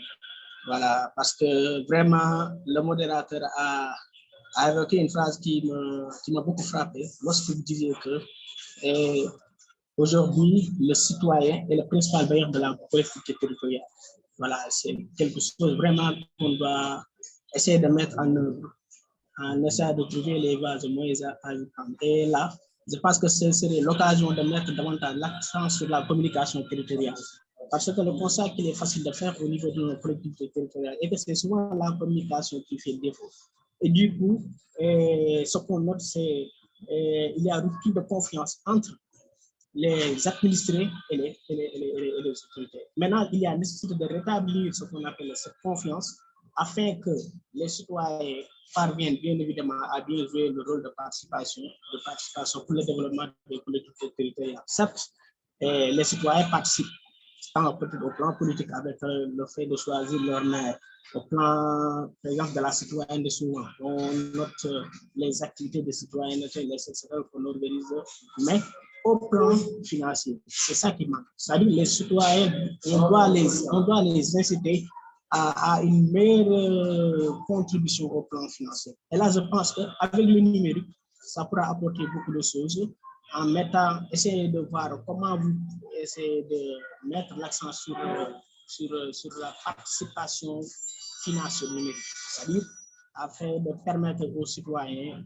de soumettre les idées de projet, par exemple, soit en ligne, de les consulter en ligne, s'il y a possibilité. Parce qu'au niveau des collectivités territoriales dans les pays développés, là, on est à ce stade. Et pourquoi ne pas également aller au-delà, ici au Sénégal, essayer de promouvoir davantage la participation citoyenne au plan numérique, surtout au plan financier, mais également essayer de accompagner les collectivités territoriales à disposer d'une stratégie de communication territoriale. Parce que j'ai vu l'exemple dans une commune au niveau de la région de Louga, notamment dans le département de Kébémer, un maire qui parvient aujourd'hui à réussir cela, à avoir l'adhésion des populations en passant par les sites de village, aujourd'hui, qui ont pris en charge ce qu'on appelle le recouvrement des taxes que les citoyens doivent payer pour la mise en place de projets dans le cadre de construction de logements sociaux. Et les citoyens participent également pour la réalisation de ce projet de manière vraiment intéressante. Et là, je pense qu'il faut mettre l'accent sur ça. Mais également de promouvoir la bonne gouvernance économique locale. Il faut qu'il y ait de la transparence. Il faut que les élus locaux également font preuve davantage d'efficacité, d'efficience, mais également de transparence sur la gestion des affaires locales. En rendant compte les citoyens, c'est ce qui permet à celui-ci de tirer. Voilà, c'est ce que je voulais vraiment apporter comme excellente intervention. Comme intervention. Très bien. Voilà, très bien. je vous remercie. jërëjëf Mamadou Mansour Diop ñëwaat ci lépp lu jëm ci participation citoyenne, gouvernance transparente, redevabilité ak yooyu yëpp di la fàttali également ne que projet bi ñu nekk nii bi waral webinaire bi mooy projet récolte looloo ko tax a jóg ci liggéey boobu la ne projet bi redevabilité de la collectivité territoriale bi promouvoir également une participation citoyenne, une gouvernance participative. Mais merci pour la qualité de l'intervention, Mamadou Mansour Diop. Alors, si El Hadj Malick Diop et Abdoulaye Doumbia peuvent rapidement revenir sur... il y a principalement les questions suivantes. Il y a une question sur quelle base se fait l'allocation budgétaire. Donc, l'allocation budgétaire des collectivités, c'est-à-dire quelle est la base, donc quelle est la clé de répartition des fonds de la décentralisation. Et il dit, est-ce qu'il y a des indicateurs sur l'équité ou l'efficience pour allouer, donc pour l'allocation budgétaire aux collectivités? Quelle est la base? Et ensuite, est-ce qu'il y a des indicateurs sur l'équité ou l'efficience? Et enfin, une question sur l'importance de la fonction publique locale dans la libre gestion des collectivités. Donc, soit El Hadj Malick et Abdoulaye, je pense El Hadj Malick, si vous avez... Oui, voilà. Donc, rapidement, sur peut-être l'importance de la fonction publique locale ou sur les clés de répartition des transferts de fonds. Merci. Oui, merci beaucoup, monsieur le modérateur, Boubacar. Je salue au passage monsieur Kandji. Bon, je lui dirai en off. Voilà, donc où est-ce que nous en sommes avec la promesse due, n'est-ce pas? Et je salue aussi l'intervention de M. Doumbia. Je pense que ces deux interventions montrent aujourd'hui le travail qu'est en train de fournir l'ADL, parce que ce sont d'éminents spécialistes, n'est-ce pas, qui se consacrent quotidiennement aux problématiques des territoires. Et je pense que l'ADL, à mon avis, dispose, n'est-ce pas, d'outils, n'est-ce pas, et les exposés qu'ils ont eu à fournir montrent à satiété que, voilà, que l'ADL est un outil indispensable, n'est-ce pas, aux collectivités territoriales.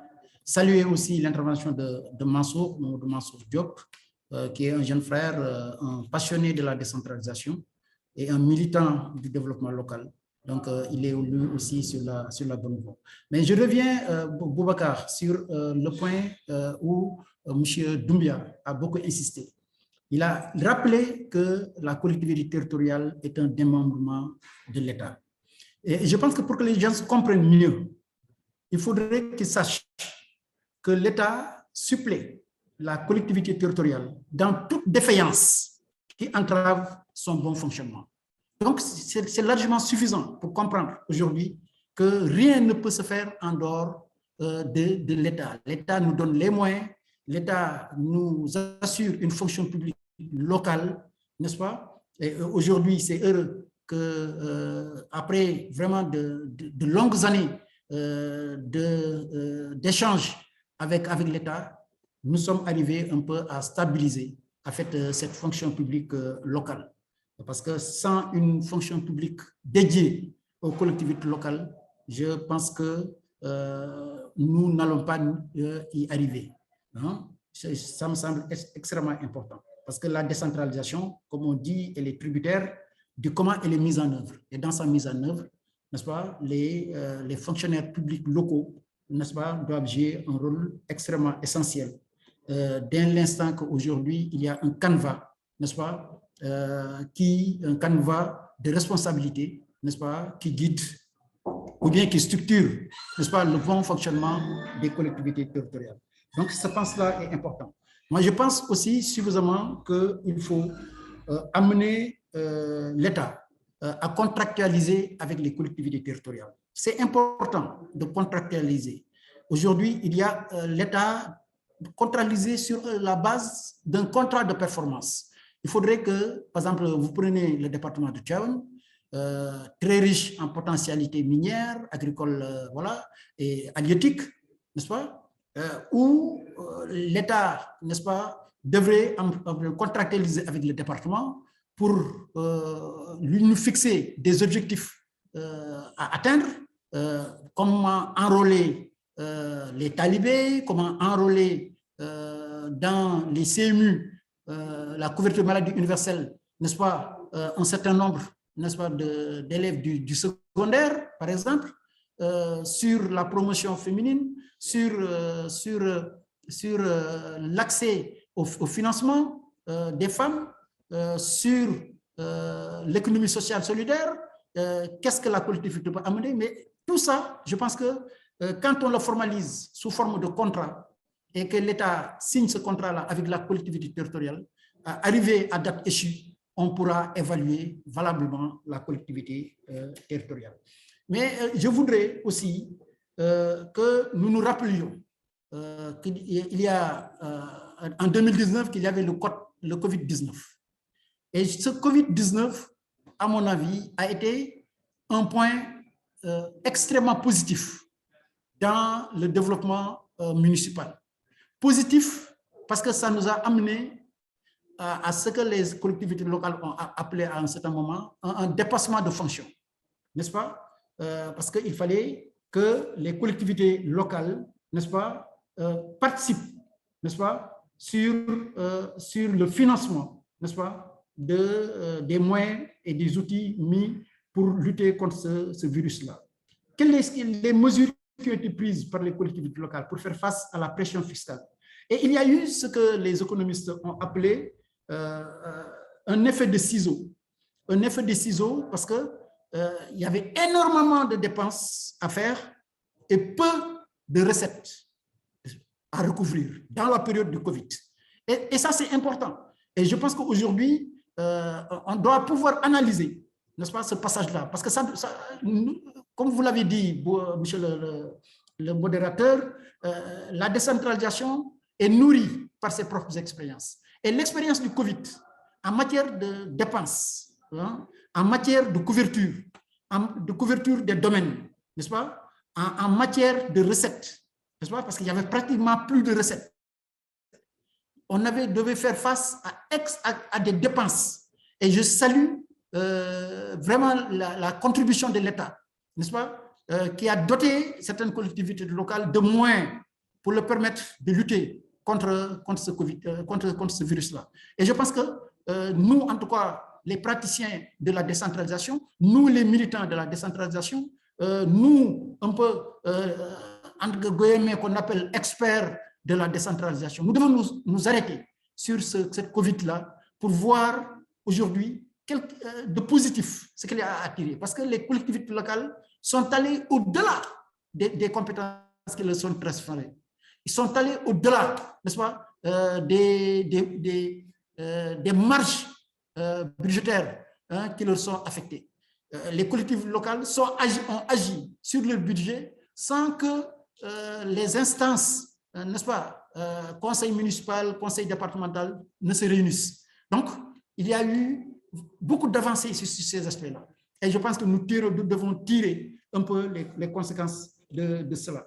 Là aussi, ça nous a permis un peu de nous poser la question, aujourd'hui au Sénégal, pourquoi l'agriculture, n'est-ce pas, et l'élevage ne deviennent-elles pas des compétences transférées, n'est-ce pas? Parce que si on veut parler de la sécurité alimentaire, il faudrait que la collectivité locale, à mon avis, soit, n'est-ce pas, en tête, n'est-ce pas, de ce souhait de disposer d'une sécurité alimentaire. Donc, voilà, pour répondre maintenant à certaines questions, donc, sur la contribution, d'abord sur la contribution globale unique, moi je pense que il va falloir, c'est-à-dire que là, le législateur, n'est-ce pas, sénégalais, a cherché à renforcer les ressources financières des collectivités territoriales à travers une meilleure lisibilité et certainement une meilleure efficacité de cet impôt professionnel.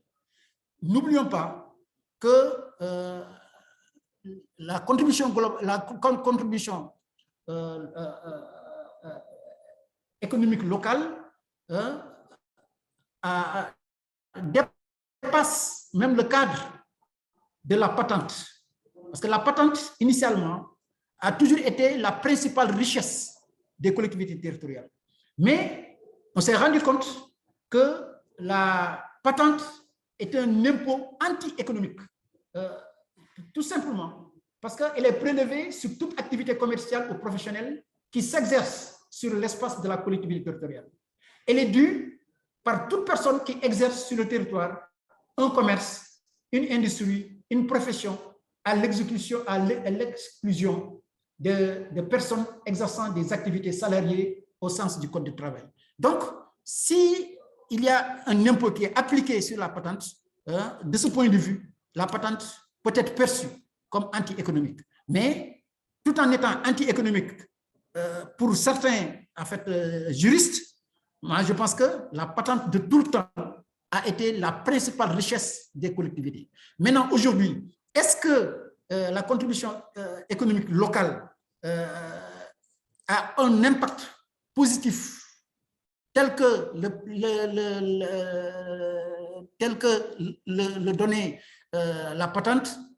Moi, je mets des points d'interrogation. J'attends l'évaluation de la contribution économique locale, n'est-ce pas, en comparaison avec la patente pour un peu. C'est vrai que nous avons, n'est-ce pas, un système des impôts qui s'adapte, qui évolue, mais tout cela doit se faire, n'est-ce pas, en porte ouverte aux citoyens. Il faudrait que les citoyens, aujourd'hui, ne doivent plus se poser cette question. À quoi sert la contribution économique locale?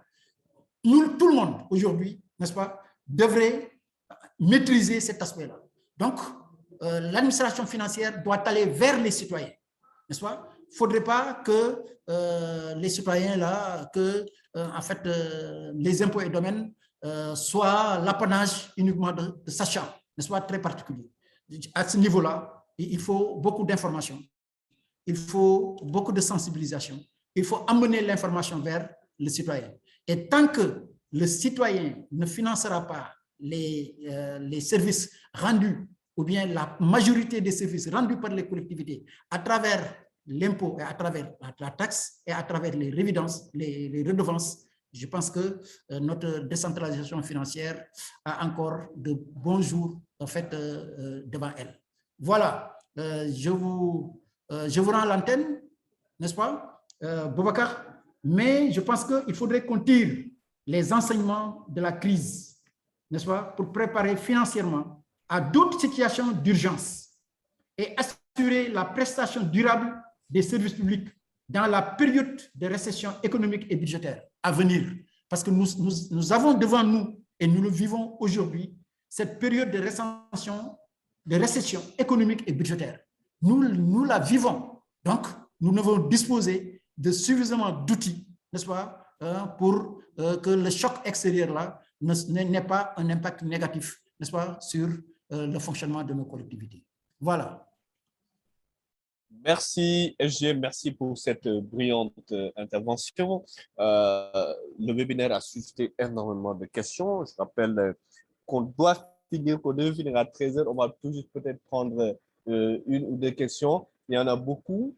Il y en a, par exemple, il y a la question d'Abdoulaye Diouf sur la modernisation de l'état civil. Quel est l'impact du programme de modernisation de l'état civil sur les collectivités? Monsieur Doumbia pourra peut-être me corriger, mais je pense que le programme est en cours de réalisation. Donc, mesurer tout de suite l'impact serait soit très difficile, voire impossible. C'est le programme NECAL du module, le projet d'appui à la modernisation de l'état civil. Il y a une autre question sur l'impact du PACASEN et l'état des lieux du PACASEN sur la politique de décentralisation. Ça, je pense que le webinaire ne pourra pas répondre à cette question. Pas qu'on n'a pas pas que les compétences ne sont pas là. M. Doumbia est là, M. Kandji qui certainement nous écoute. Je pense que le temps ne nous permettra pas valablement de réagir parce que le PACASEN, c'est véritablement un gros truc. Donc, vouloir tout de suite parler de l'impact du PACASEN sur la politique de décentralisation au Sénégal, peut-être on pourrait programmer un autre webinaire ou peut-être une conférence physique sur ces questions-là. Je ne pense pas que le webinaire puisse permettre, le temps qui nous reste ne puisse pas permettre de réagir. Sur l'état civil. Oui, sur l'état civil, en tant que maire, j'avais beaucoup travaillé sur la numérisation de l'état civil. Mais je pense qu'il y a deux préalables à lever, n'est-ce pas, pour que cette numérisation de l'état civil puisse en fait être d'un impact extrêmement positif. Il faut d'abord qu'on ait la signature électronique. Je pense que ça c'est un point. Et il faut aussi que le paiement des taxes, n'est-ce pas, le paiement des timbres, le prix des timbres, n'est-ce pas, se fasse à travers les transferts monétaires. N'est-ce pas? Quelqu'un qui est aux États-Unis, qui est né à Tivaouane, qui voudrait un acte d'état civil, ça, peut payer à partir des États-Unis le prix de la timbre, n'est-ce pas? Voilà, donc un dollar plus 200 cents, ainsi de suite. Voilà, et puis, voilà, les transferts monétaires aussi doivent être, à mon avis, aussi légalisés, n'est-ce pas, au niveau des collectivités territoriales. D'abord, parce que ça a un atout, ça va réduire l'évasion fiscale. Ni fay duty tous les jours, n'est-ce pas? Di fay di dag ay tickets 150, des droits de place, 150, 200 francs. Mais lolo, on ne jaar directement par le système de transfert. Comme Orange Money, l'autre là, qu'on peut faire, ne pas faire de la publicité. Voilà, Garfa, nous faisons ticket bi ñëw directement si centre de perception, directement, n'est-ce pas? Donc, du amati manipulation xaalis entre juuti bi, jaaykat bi ak mairie bi toog di xaar. Tu as vu? Mais je pense que on a des applications qui nous permettent un peu, et je pense que vous devez vous y travailler, vous avez les hommes qu'il faut, vous avez le matériel qu'il faut, n'est-ce pas, proposer à ce qu'on informatise, n'est-ce pas, tout cela pour qu'il y ait plus de traçabilité et plus d'impact dans la mobilisation des ressources. Voilà. Excellente proposition, SG, excellent. Monsieur Doumbia, vous avez un mot à dire, un dernier mot? Est-ce que oui, le dépasser de 6 minutes? Oui, en 2-3 minutes. Oui, d'accord. Enfin, je vais aller très, très vite. Par rapport à la question, les critères de répartition des fonds transférés. Je pense que quand le boss est là, M. Kandji est plus apte à répondre à cette question. Après, je vais lui laisser le loisir de répondre à cette question parce que quand le patron est là, nous, on se met un peu en retrait. Mais j'aimerais bien dire une chose en fait. Comme je l'ai dit tantôt, l'État est en train de faire des efforts extrêmement importants. Comme je l'ai dit, les fonds de dotation sont passés de 29 milliards en 2012 à 65 milliards en 2022, soit une augmentation de 35,28 milliards. Ce n'est pas de géant que l'État est en train de faire. Mais comme on dit, les ressources sont toujours limitées et les besoins illimités. Aujourd'hui, les collectivités territoriales doivent diversifier la richesse des financements ou bien la mobilisation des ressources. Il y a énormément d'outils qu'on a parlé. M. Kanye est revenu sur le marketing territorial. Il y a la coopération décentralisée, il y a l'intercommunalité de projets et de programmes, il y a les partenariats, il y a la structuration des projets et programmes, même aussi augmenter l'assiette fiscale au niveau des collectivités territoriales. Je pense qu'aujourd'hui, les collectivités territoriales doivent prendre le relais pour essayer de magasiner le maximum, de diversifier la richesse de leurs ressources. Aussi, un point qui me semble extrêmement important, je ne suis pas revenu par rapport à ma présentation, c'est la mutualisation des interventions. Il y a énormément de projets et de programmes. Il y a des milliards de projets et programmes qui se font dans les collectivités territoriales et c'est disparate. Il faut aujourd'hui qu'on soit un instant, qu'on réfléchisse sur la mutualisation des interventions. Cela me semble extrêmement important et la réflexion est en train de pousser et c'est l'une de nos missions. Et l'agence de développement local est en train de travailler sur ce projet. Comment essayer de mettre tous les acteurs du projet dans une collectivité territoriale, d'essayer de les mettre ensemble pour beaucoup plus d'efficacité et d'efficience.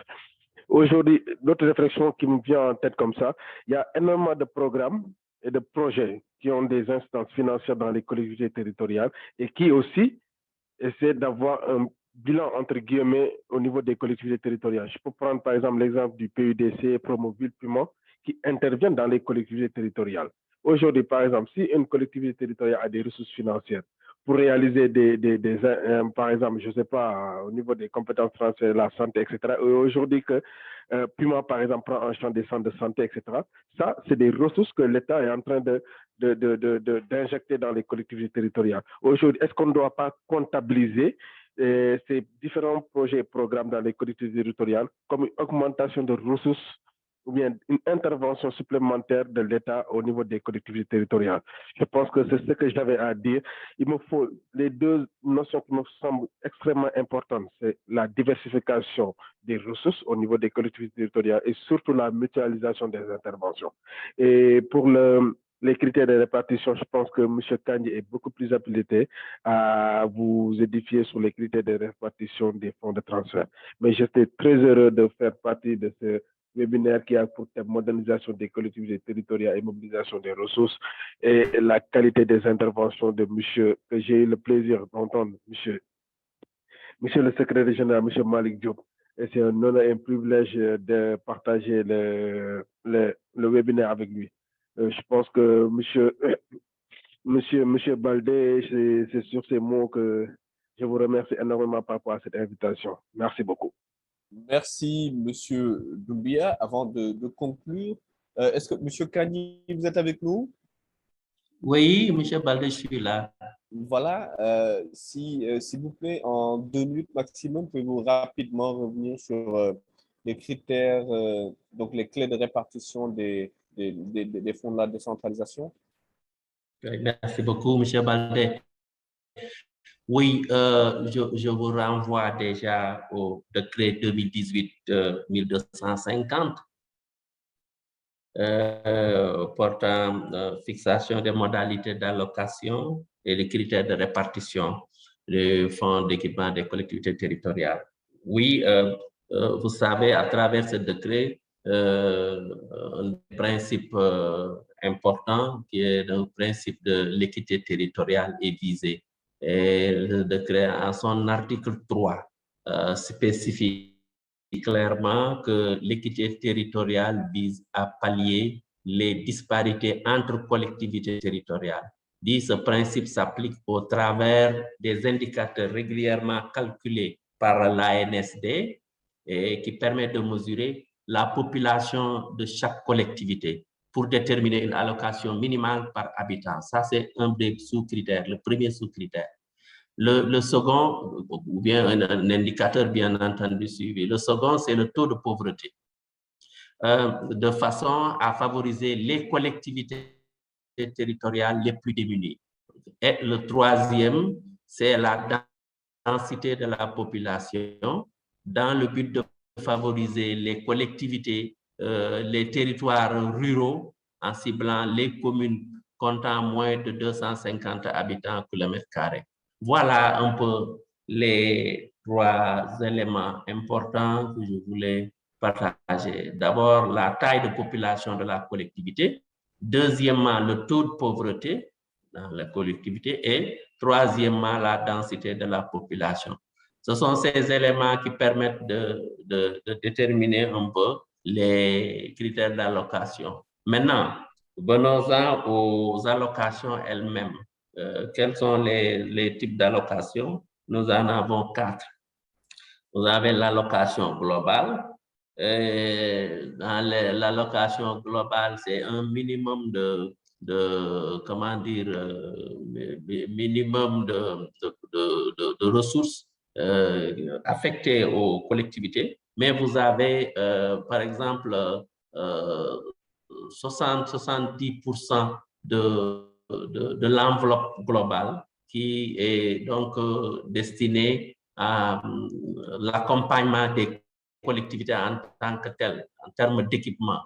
Là, vous avez, pour les départements, il y a 15%, toujours le décret. Pour les communes, c'est 70% du fonds et pour les villes, c'est 15%. Donc, ce sont ces éléments et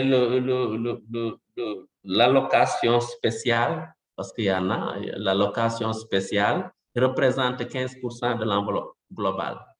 Ensuite, vous avez l'allocation d'interterritorialité, ce que je disais tout à l'heure, le fonds qu'on avait à travers le PACASEN. L'allocation d'interterritorialité, c'est 5% de l'enveloppe globale. Quand je dis l'enveloppe globale, c'est le FST, c'est le Fonds d'équipement des collectivités territoriales. Et vous avez le dernier élément, c'est l'allocation de performance. Parce que nous avons parlé des critères de performance, et là, c'est 10% de l'enveloppe globale. Voilà les éléments qui sont inscrits dans le décret 2018-1250. Donc, si vous voulez vraiment avoir les éléments, vous allez là-bas, vous verrez un peu tout ce que je viens de dire est bien mentionné entre l'article 3 et l'article 4. Voilà ce que je voulais dire, Monsieur Baldé. Et je vous remercie beaucoup vraiment de nous avoir conviés encore une fois à cette rencontre-là. Merci à M. Elhaji Malick Diop et à l'ensemble des participants. Merci. Merci infiniment à M. Kandi pour son intervention de qualité, rappelant les dispositions du décret 2018-1250. Tout ceci également a été relevé durant tout le webinaire pour dire que l'organisation et le fonctionnement des collectivités est prévu par la loi au sens général, la loi, le décret, les arrêtés, tout ça.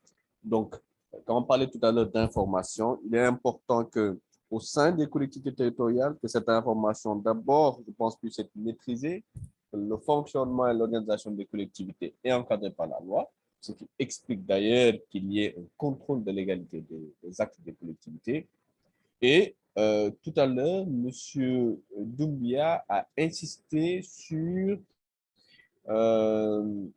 l'harmonisation des interventions. Je pense qu'à ce niveau, les RD, les agences régionales de développement jouent un rôle important, l'ADN également, à travers le PNDL.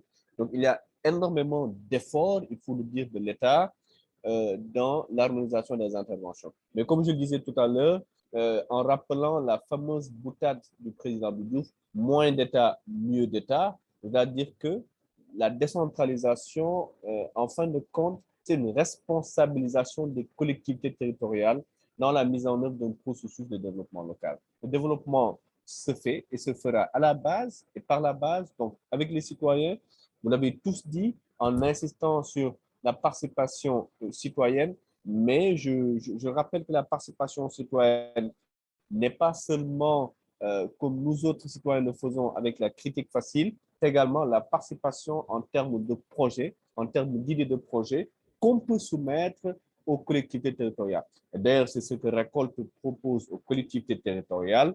Et moi, ce que je vous propose, c'est de vous donner rendez-vous un autre jour, une autre fois, dans un autre espace. Ça peut être à travers le numérique, ça peut être également de manière physique, mais le débat sur la décentralisation, le débat sur la mobilisation des ressources est un débat qui est engagé et qu'il faut continuer à engager au bénéfice des collectivités, mais particulièrement au bénéfice des populations vivant dans ces collectivités. À toutes et à tous, je vous remercie pour la brillante participation du doyen El Hadj Malick Diop, du doyen également Abdoulaye Kandi, et Aliou Kandi plutôt, et de monsieur Abdoulaye Doumbia. Bonne journée à tout le monde. Merci d'avoir été avec nous. Prenez soin de vous. Chaque jour est un nouveau jour. Merci et au revoir. Merci beaucoup. Merci. Hein. Merci pour tout. Merci. Et merci. Allez, au revoir. Au revoir. Merci. Merci. Merci.